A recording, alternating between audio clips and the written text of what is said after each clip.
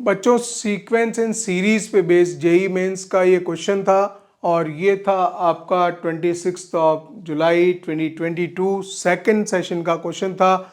देखिए सवाल क्या बोल रहा था कि डिफरेंट एपीज आर कंस्ट्रक्टेड, अलग अलग एपीज इसने बनाई है विद द फर्स्ट टर्म 100। तो उन सारी एपी में बोलता है कि फर्स्ट टर्म तो 100 रखनी है and the last term is 199। तो कई सारी एपीज क्रिएट कर सकते हैं by keeping the first term to be the 100 और लास्ट टर्म 199, ठीक है ना। हैविंग इंटीग्रल कॉमन डिफरेंसेस, और कॉमन डिफरेंस तो इंटीग्रल ही रखने पड़ेंगे, अगर नॉन इंटीग्रल रखे तो इनफाइनाइट सीरीज बना सकते हैं। तो इसने यहाँ पे ये कंडीशन और दे दी, सम ऑफ द कॉमन डिफरेंसेस, हमें क्या करना है, सम करना है कॉमन डिफरेंसेस का ऑफ ऑल सच एपीज, उस प्रकार की जितनी भी एपीज बनेंगी उनके कॉमन डिफरेंस का सम करना है, हैविंग एटलीस्ट 3 टर्म्स। तो कम से कम जो एपी आप बनाओ तो जो 100 उसका फर्स्ट टर्म हो, 199 उसकी लास्ट टर्म हो, तो उसमें कम से कम 3 टर्म तो होनी चाहिए, इसका कहना ये है। और बाकी फिर आप कुछ भी कर सकते हो।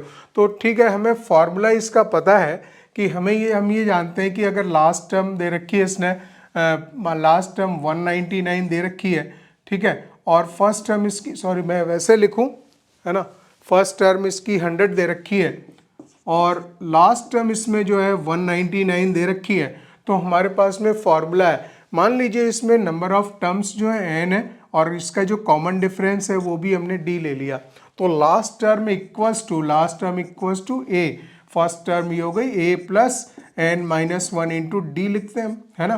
तो ये जो आएगा वो 99 आएगा। तो कॉमन डिफरेंस कितना होगा, इजी क्वेश्चन था लेकिन डिफरेंट एपीज हैं, हमें खाली एनालाइज यहाँ पे ये करना है, आगे आपको मालूम पड़ेगा कि हम कितनी वैल्यूज इसमें निकाल पाएंगे।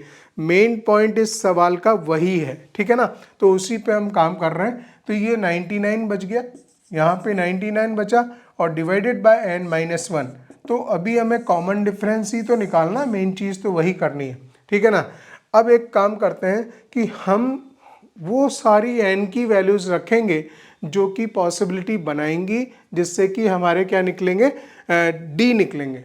अगर हम n तो हम कुछ भी रख सकते हैं, ठीक है। तो मैं काम स्टार्ट करता हूँ। अगर मान लीजिए n की वैल्यू मैं 3 रखता हूँ, क्योंकि इसने बोला कि जो एटलीस्ट 3 टर्म वाली एपी होनी चाहिए, 3 से लेके फिर आगे कितनी भी हो सकती है, ठीक है, और उसका जो कॉमन डिफरेंस होगा वो भी इंटीग्रल होगा, ये उसने शर्त रखी है। इन दोनों पे हम काम करेंगे।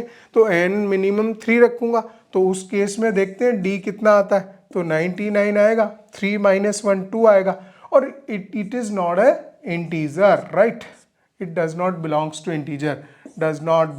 To integer, right. 99/2 आ गया, जबकि इसने बोला था having the integral common difference, तो n 3 पे काम नहीं बना। अब आपको एक चीज़ यहाँ पे सोच लेना पड़ेगा कि हम यार कौन कौन से n की वैल्यू रखें जिससे 99 से ऊपर पूरा डिवाइड करे। तो या तो वो मल्टीपल 3 का होना चाहिए, 3 का, 9 का और 11 का, ठीक है ना। तो उसमें से एक माइनस ऑफ भी होगा यहाँ पे। तो हम n इस प्रकार से रखेंगे। अब जैसे सेकेंड d देखो, एक और ये d1 एक और निकालता हूँ मैं, ये वाला d तो फेल हो गया, है ना, 99 अपॉन, और मैं इसमें n क्या रखता हूँ, n की वैल्यू मान लीजिए 4 रखता हूँ, तो 4 से 3 आएगा ना, तो 4 - 1 3 आएगा, तो 99/3 आएगा। तो ये बिलोंग्स टू इंटीजर है और ये इसकी वैल्यू कितनी होगी, 33। तो एक कॉमन डिफरेंस तो हमें ये मिल गया। हमें सारे कॉमन डिफरेंसेस निकाल लेना है और उसका सबका सम दिखाना है, वही क्वेश्चन है, ठीक है ना। अच्छा, अब आप दूसरा हम कौन सा रखें ये आप सोचते चलिए फटाफट, और बस यही चीज़ करनी थी वर्कआउट। आपको मैंने बता दिया 99 से डिवाइड करने वाला नंबर सोचना है, नीचे n-1 लिखना है। n क्या रखें जिससे कि n-1 जो भी नंबर बने क्रिएट होके वो उसको 99 से डिवाइड करे पूरा, ठीक है। तो अगर मैं यहाँ पे 10 रखता हूँ, n दिख रहा है ना साफ साफ, है ना।